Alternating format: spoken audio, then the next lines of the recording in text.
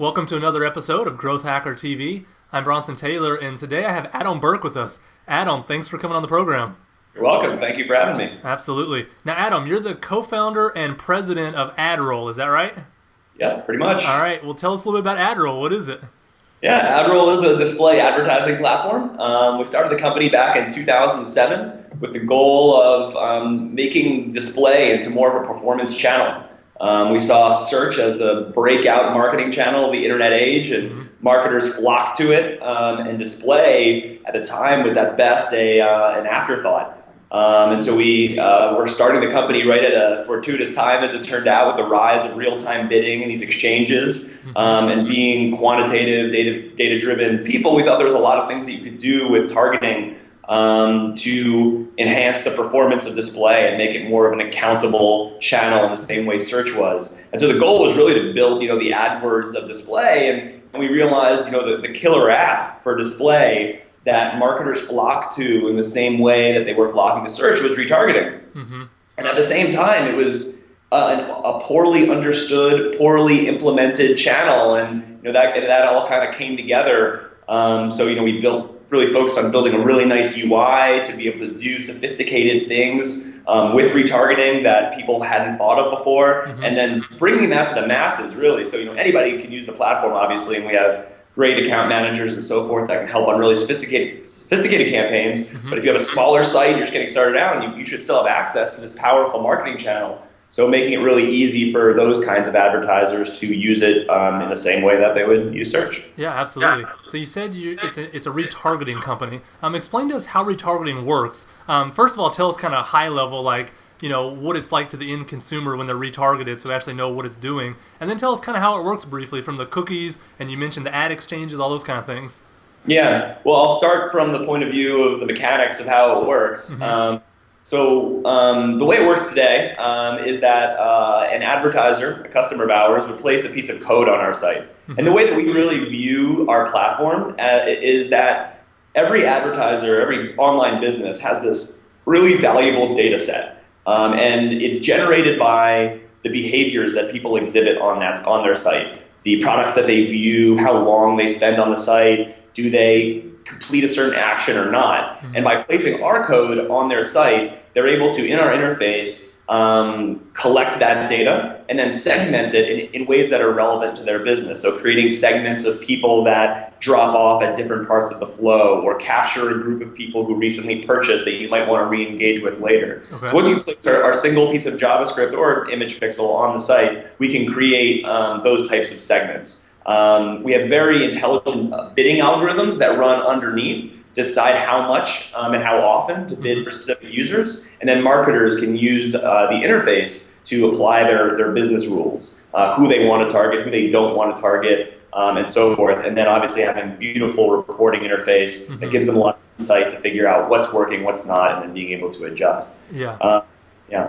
Okay, and so you're collecting all that data, and then the marketing people, they're buying ads using that data, so that people that have already been on your site and taken certain actions are then kind of re-showing your ads all over the internet at different places. Is that right?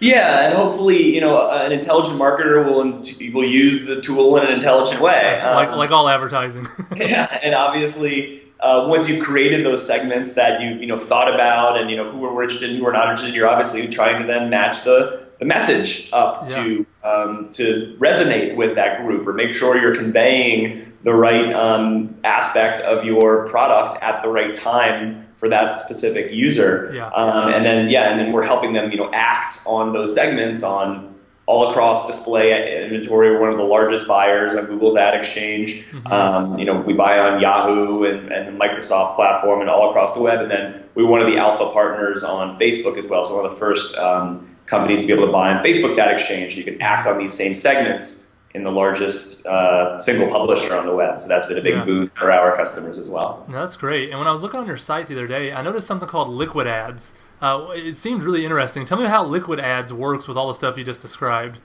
Yeah, liquid ads ties to that theme precisely. So the idea behind liquid ads is that what the ad that you actually end up showing the user is really important. And it's amazing how in performance marketing, a lot of times creative is sort of put on the back burner. And our thought with liquid ads was that, hey, we want to show a really relevant, useful, targeted ad for the user. And we can do that based on recommendations, based on what we know about other users who visit that site. So kind of Amazon-like recommendations on products. So people who look at this certain thing tend to want to buy or tend to end up buying this other thing. So we can do that recommendation in the ad unit as the ad renders. We can see this person. We can look that ID up in our data warehouse and say, okay, ID XYZ exhibited this behavior, therefore they're probably interested in this ad. And then so that's kind of the mechanics, but then also having a really flexible infrastructure that allows for the ad to be compelling and beautiful.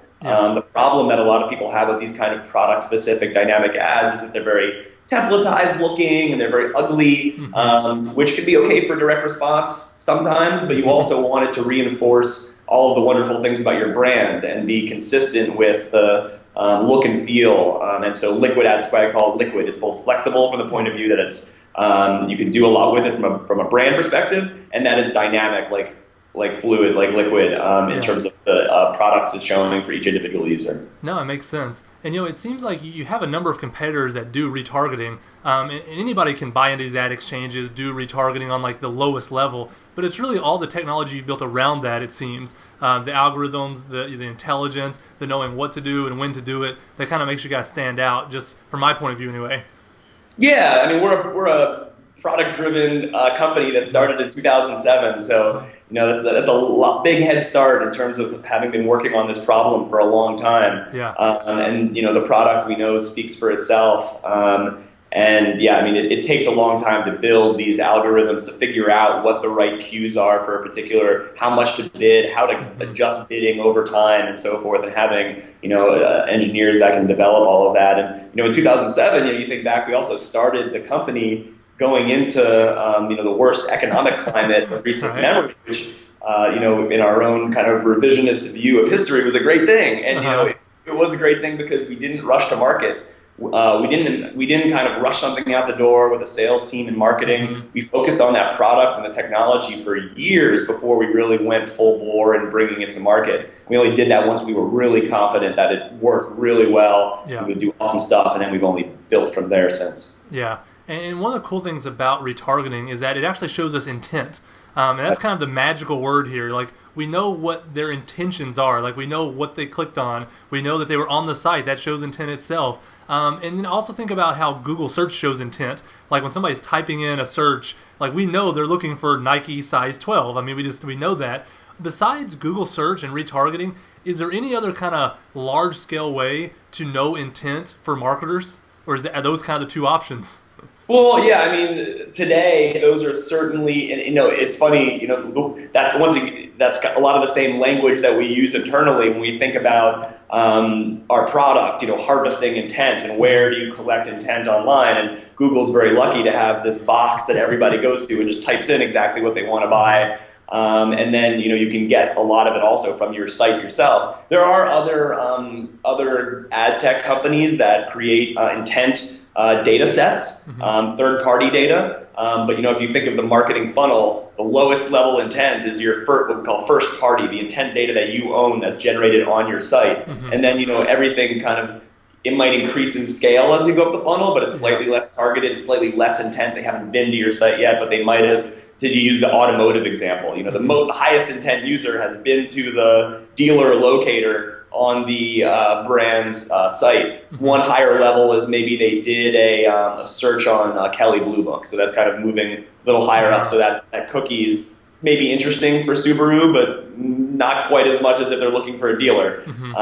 So yes, there are other kinds of data segments. You kind of like think of some of the science fiction type stuff that might exist in the future with geolocation and the opportunities for marketers there when users enter. Minority Report.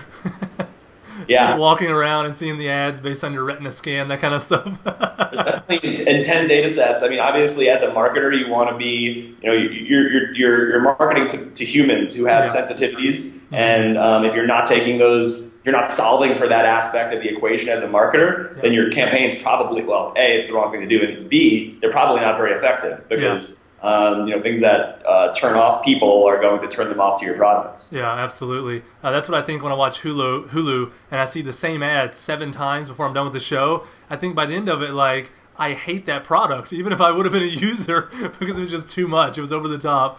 You don't just say, thank you for giving me that free show without having to buy cable? Yeah, exactly. Well, I'm a premium member, so I'm still paying them money. So I'm getting ads and I'm paying them money. But yes, I'm all about the free web, and I'm okay with advertising. But it's frustrating when they overdo it. Let's talk about how AdRoll compares to something like Google remarketing. Talk to us about how it compares in terms of, let's say, inventory and even bidding strategies. Yeah, well, to take a step back, we launched our self-service retargeting product and kind of the opening of the platform in November of 2009, kind of as I mentioned, after about 2 years of development. And then the Google remarketing product came out in February of 2010. So we were like, oh man, Google's what's going to happen? And the euphemism has really ended up being very true that when you have a big competitor come to the marketplace, it can often do wonders to educate the market. That's certainly what's happened, especially for a company like Google that kind of bolted on remarketing to a platform that's primarily built around search. Secondarily built around display, and then the remarketing piece is with the final sort of add-on or a recent add-on. That big picture, lots of stuff that we realized we could do by being specialists in what we thought was the killer app of display and being entirely focused on it. So you mentioned a couple of the key areas, access to inventory, obviously. So we are, the way we phrase it is that we're inventory agnostic. I don't care if we serve an ad on publisher X or publisher Y or publisher Z. We're going to serve it wherever it performs best for the advertiser because that's who our customer is. Google has a publisher network and they deal with advertisers, so you're only accessing Google's publishers. And there's no doubt that there's a lot of great sites in AdSense that use AdSense as a publisher. There's also a lot of not so great sites. So we find, and the data bears out, that you get a lot of benefit by being able to cherry pick the good performing sites from Google, the good performing areas of Yahoo, the good performing areas of Microsoft, and so forth. And then, as I mentioned, with Facebook Exchange, that's also obviously a huge boon. So if you have this kind of fixed budget that you're trying to spend, you can put it all in Google remarketing, and then you can get the good and the bad. Or you can use a specialized platform like ourselves that can cherry pick the best from all of the various inventory sources, and naturally that performs quite a bit better. So access to inventory is a huge one. And then, the whole bidding strategy that Google is based on around optimizing for CPC is very different than a retargeting platform, which is focused on first-party data. So we're bidding on a specific user based on how valuable that user is to the advertiser. So our algorithms, look at all sorts of different data points that indicate intent. How long users spend on the site, how many products they view, did they buy, did they not buy, how long ago did they buy, how many impressions did we serve that user, so forth and so on, that inform somebody who bounces off the homepage. We might bid a 10-cent CPM for that user. Someone who showed a high degree of intent, we might bid $10. So that kind of notion of user value-based bidding doesn't really exist in Google remarketing product. And what's the performance there for that? It seems incredibly valuable. I mean, just hearing you talk about it, that kind of strategy is a no-brainer. So it's hard to imagine doing it without that kind of strategy. Yeah, well, I mean, Google remarketing is good. As I said, it ended up being a great way to educate the market on how powerful this channel can be. And that's one of the beautiful things about remarketing. I mean, you can always do it better, and there's always advanced strategies and more you can do, liquid ads and segmentation and so forth. So we get a lot of our customers are kind of graduating out of Google remarketing. They see what it can do. Okay, and I want to take the next step. I want to do X, Y, and Z. I want access to Facebook. I want dynamic creative. I want a different segmentation strategy, bidding strategy, and so forth. Yeah, and you also mentioned Facebook Exchange there. So Facebook Exchange has recently come out. How big a deal is this for retargeting? Is it a massive deal? Because you read online, it just seems like a really big deal. Or is it just kind of like, it's another ad network, not a big deal? No, it's a huge deal. It's been the biggest change or the biggest evolution in retargeting. Since retargeting has probably been available outside of real-time bidding. But yeah, I mean, you're bringing on the largest publisher on the web. The ComScore stat of almost a third of every display ad served online is served on Facebook. And as we're learning more and more about it, we're learning that it has a lot of other positive characteristics as well. Things like the fact that a user is logged in and therefore kind of verifies an identity. There's more, let's call it non-human traffic floating around the web than people realize. And so kind of you can filter it out in various ways via RTB, and I think the technology does a good job of doing it, but having that kind of removed from the equation entirely solves a good waste.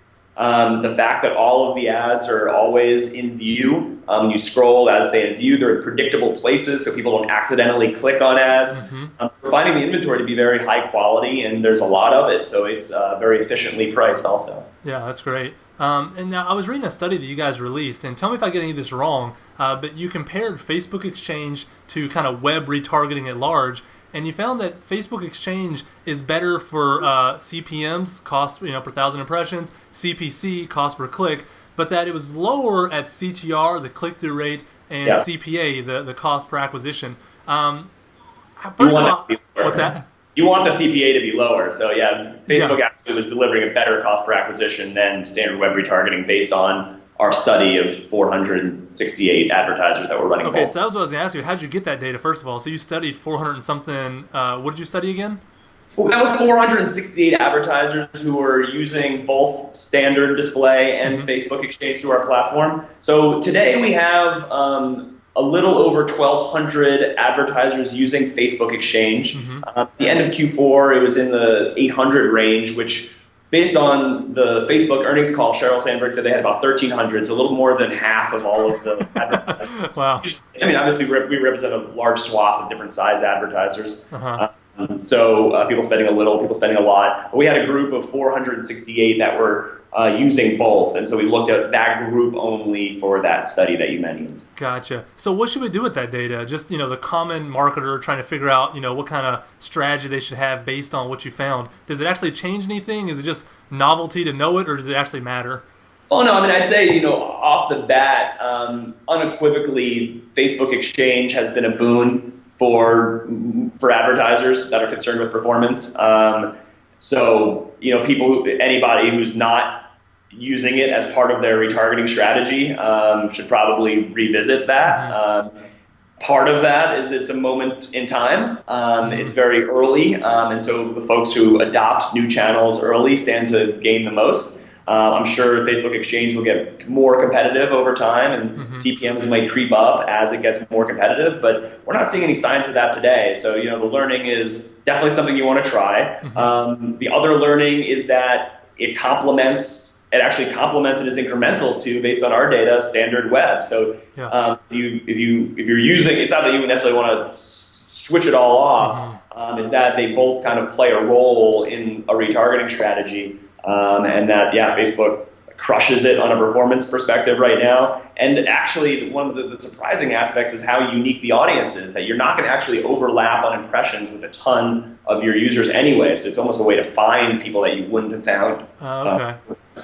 No, that's great. Let me ask you something else. I think about retargeting, and then I think about mobile. And I know we're in the super early days of how kind of advertising at large, how marketing at large is going to work on mobile. What do you think is the future of kind of retargeting in mobile? Is it still just a big question mark, or are we inching in the right direction anyway? Just kind of want to pick your brain about it.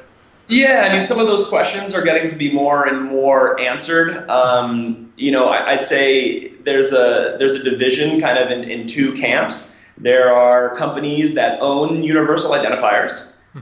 So you log into Gmail on your desktop, you log into Gmail on your phone, and Google's not doing anything with that data from an ad targeting perspective today, but you see the opportunity.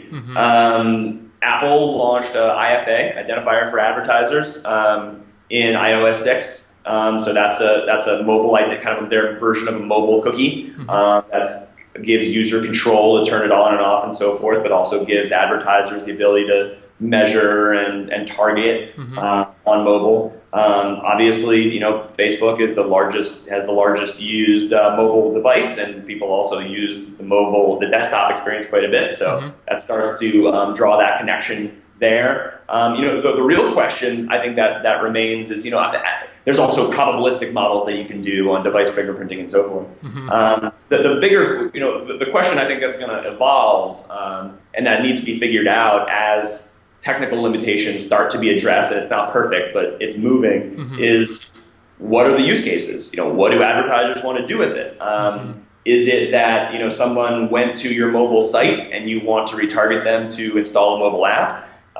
Is it that somebody searched for a product on their phone while they were in your store, and then you want to target them when they're on home on their laptop? Mm-hmm. So there's all these different use cases that as the technology gets better, is more going to be left to the creativity of the marketer to figure out how to adapt it to serve whatever they're trying to accomplish from a business perspective. Yeah, so it seems like it'll have kind of the same evolution as other channels, where at first we try to do what we did on desktop. Hey, let me show you an ad based on where you've been before, even though it's just a new banner ad on an old device. But eventually you're saying the creativity, like with all channels, will take over, and we'll figure out what the right way to market on mobile is using retargeting and everything else we do too.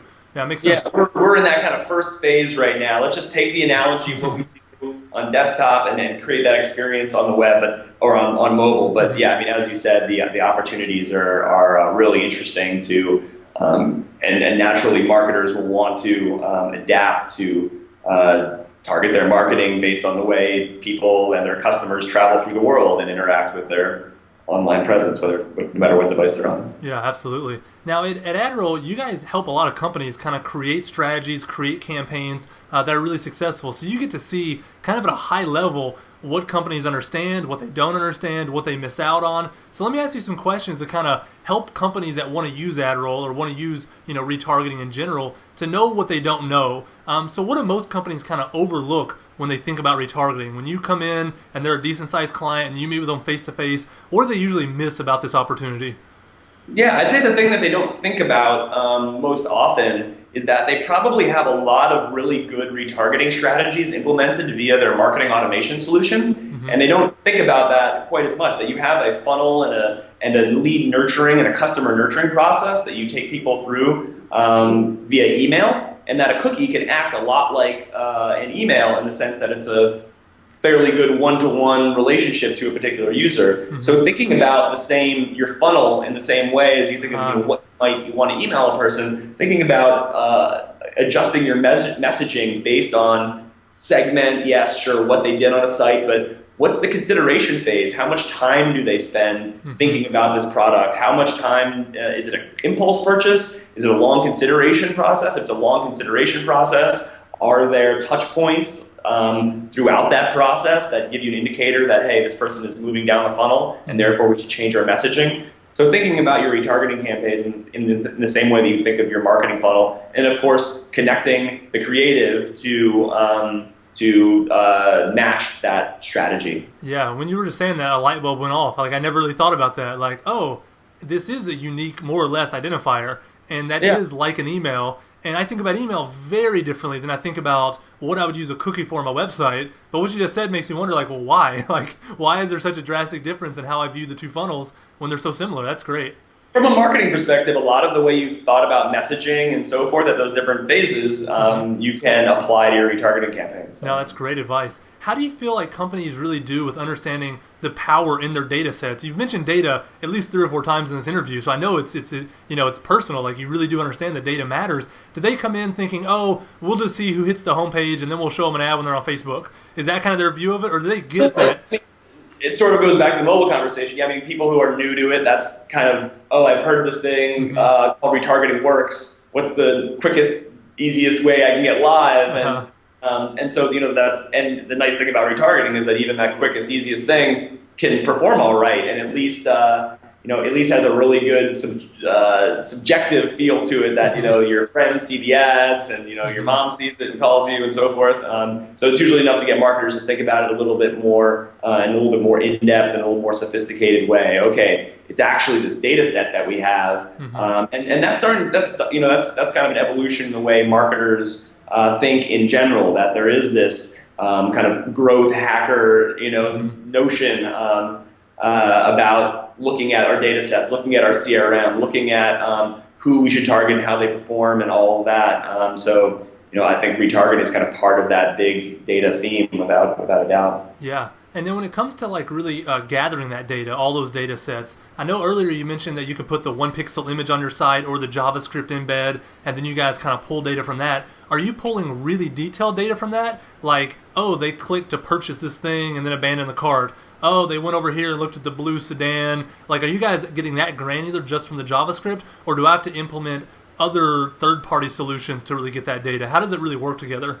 No, yeah, that's how it works. So yeah, a single piece of JavaScript will look at those variables that you mentioned and create segments based on what product category down to the specific product level. Yeah. And yeah, I mean, the way it works from a data collection perspective on our side is we have a data warehouse that creates a profile for each anonymous cookie ID that says this person looked at this many products in these specific pages, these URLs. And in fact, that allows us to create what we call retroactive segmentation. So basically, even if if a marketer didn't think up front, oh, I want to create people who looked at pants because we have a new pants line coming out, we can query our data warehouse, pull all of the people, all the cookies that we have that look at product pages and create a new segment on the fly. So a lot of powerful things that advertisers are just getting started with on what we call retroactive segments. Yeah. Now, I mean, just to make sure, I'm just double checking here. So you don't need a developer to go in and like put a little piece of code next to the sign up button, put a little piece of code next to the image. Like, you really are just tracking all of this from a single embed. Yeah, I mean, and I think that's always the objective of the technology companies, make the really complex things simple. So we were doing a lot of the complex like data crunching under the hood, but then and the implementation is just like Google Analytics, single piece of code, and all of the business rule stuff should be able to be done by a human in an interface that's pleasant and understandable. And so we have a big UX team also that's seeing where people run into issues with campaign setup and reporting and what people want to see and how they want to act on it and interact with their campaign. So we spend a lot of time on the data. We have a data team that doesn't spend a lot of time in the UI, just looks at, okay, how can we fine-tune these algorithms? How can we help people target better? And then there's a UI team that's thinking, okay, well, how can we make it easier for people to do these really powerful things with that data? Yeah, that's great. Also, when I was looking around online, I noticed in some of your ads that you talked about how you turn $1 into $10. Is that hyperbole, or is that like a typical ROI for some companies? I mean, how does that actually work? Yeah, absolutely. I mean, that you get very quickly into an attribution conversation. Taking a pretty typical attribution model of click credit and a small amount of view credit, that's a not untypical performance result by any stretch. And then there's all sorts of ways. I think that ties to something that we've really focused on, which is being flexible, because we know that every company has different KPIs when it comes to their marketing. And they measure things differently, and they're measuring performance in different ways. So having the platform to be very flexible, to say, okay, you're trying to optimize for this conversion, and you measure it a certain way. Let's back into that versus kind of coming up front and being like, here's the attribution model you need. But yeah, to provide kind of expectations and so forth, that's based on a pretty typical type of attribution model. Yeah, that's great. So with the people watching this interview, there's going to be kind of two things going on. One, they just learned a lot from you about... What's that? Applause being one. Yeah, the applause being one, absolutely. And they're going to learn a lot about AdRoll, how to use it, how to think about retargeting, how to really attack that channel. But also, maybe now they can learn about how AdRoll itself grew, because you have your own growth story, and you have to get customers yourself, and you have to build your own user base. So let's talk about that a little bit. You've mentioned some numbers, how big you are in the Facebook exchange compared to other advertisers. What kinds of growth have you all experienced? I don't know what numbers are public, but whatever you can share. How big have you guys gotten right now? Yeah, we're pretty transparent about that kind of stuff. We have the largest customer base of any retargeting platform, over 6,000 active advertisers in March that were actually active running campaigns, and adding, I think, around 900 or so per month these days. And revenue-wise, we tripled last year.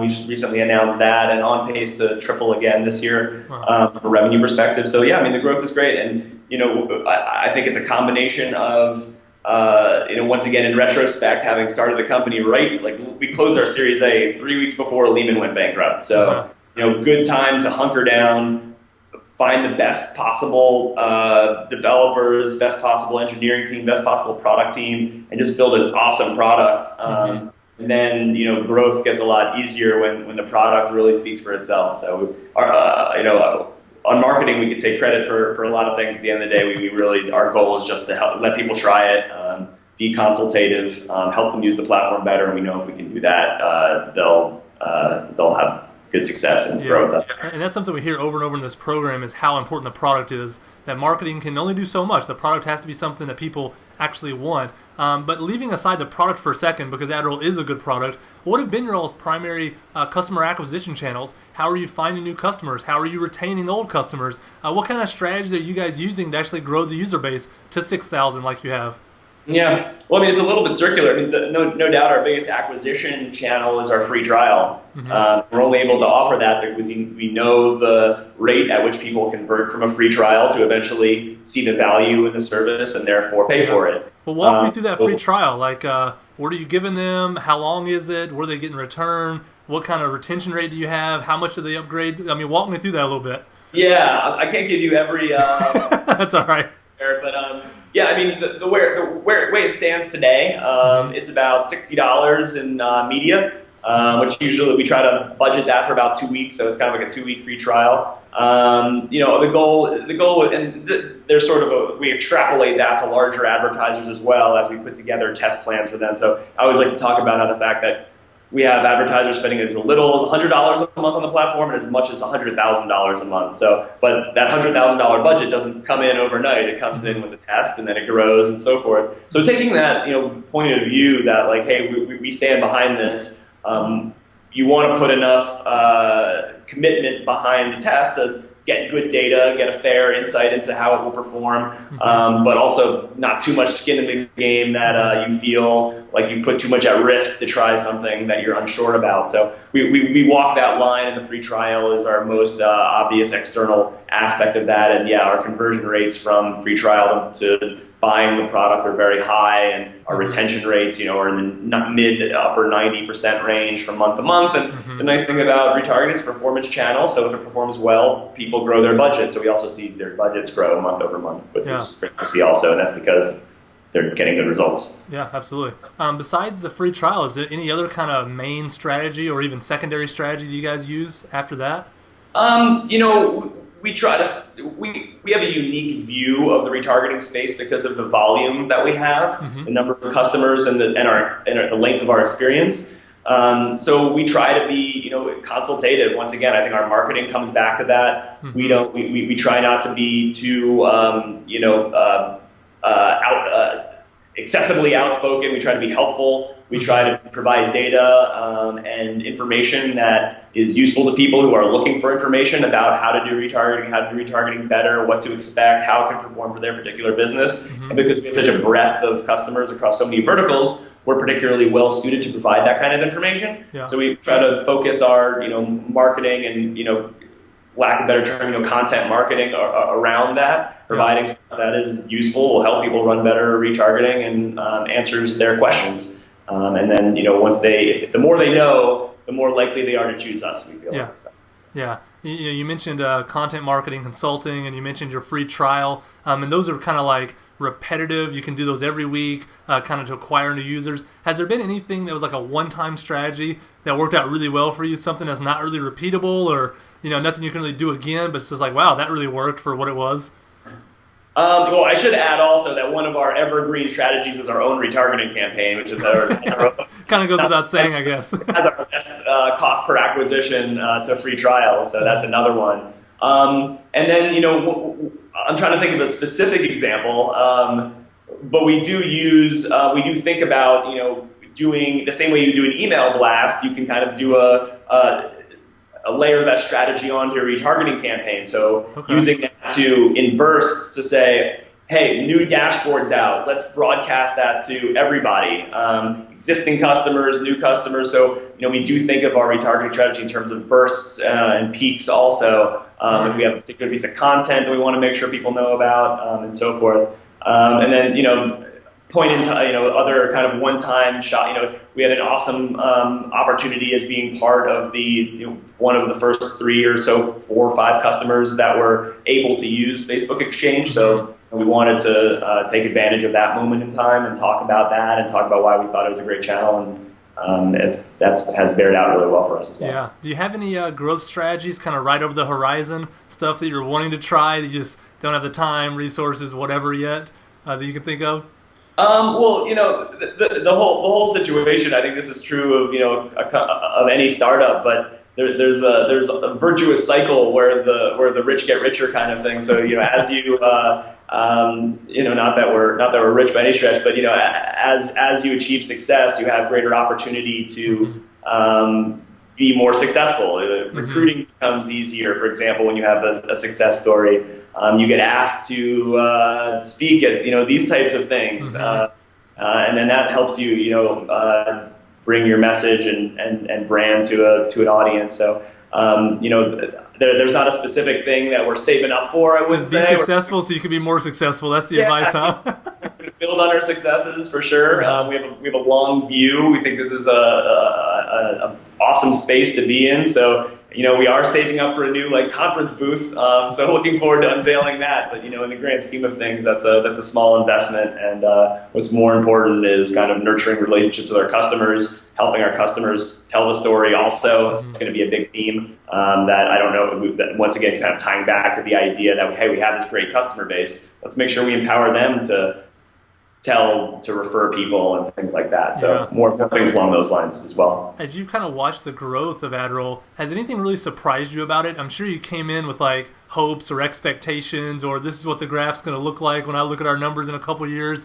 Has anything surprised you, or has it been kind of yeah, that's what I expected? Yeah, it's kind of well, no, definitely not. I mean, it's kind of ironic. I mean, the thing that's been surprising is that, and it doesn't look. I don't think people capture this from the outside, but it's taken a really long time.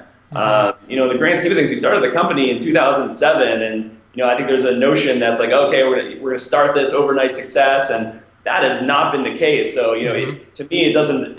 I think to people on the outside, they might be like, oh, you guys are doing great, you guys are growing so much lately, really big success story. It's yeah, well, it's also been a really long time. We've really been working hard for a long time on this. So. The expectation to come in and have an overnight success is probably pretty unrealistic. But you put in the work and you're okay with gradual learning and building iterative successes. That builds up. Doing every little thing you can really well. That adds over time. Well, you think about the numbers you've already told us. 6,000 users. You're adding a few hundred each month now. It's not hard to do the reverse math on that and see that in year one, you didn't have many customers, I mean, you look at it, it's okay, if you're adding a couple hundred a month now and you're at 6,000, the first couple of years, you guys are just fighting to live, right? I mean, that's really what it must have been. You're right. Yeah, it was a horrible economy, and we just stayed really close. I mean, and not only did that cause us to focus on product, but the little few customers that we did have would give you very sincere feedback. They would speak to their dollars, and if you weren't, if they're holding on to that dollars, as tight as they possibly can, if your product isn't delivering for them, they're not going to use it. And so we didn't have the luxury of deluding ourselves and thinking that things were working when they weren't. We got very quick customer feedback, and we have that kind of recession era mentality as a company that we want to stay very close to our customers, make sure they're delivering awesome results, because we appreciate the hell out of every single one of them, and we know how hard it was to get customers, and so that leads us to appreciate them very dearly today. Yeah, well, this has been a great interview, Adam. I have one last question for you, and you might have already answered it here in the last little bit, but we'll see. What's the best advice that you have for any startup that's trying to grow and trying to acquire new users? What bits of advice would you leave them with? Yeah, unfortunately, it's the hard advice, which is focus on the product first. You might be able to fool people with marketing for a certain amount of time, but at the end of the day, if you have that product that you really believe in, even if it's about solving a smaller problem at first, just solve that problem really well and listen to your customers really closely, and that'll be the best path to growth. Perfect. You've given us so much good advice today. Thank you again for coming on the program. My pleasure.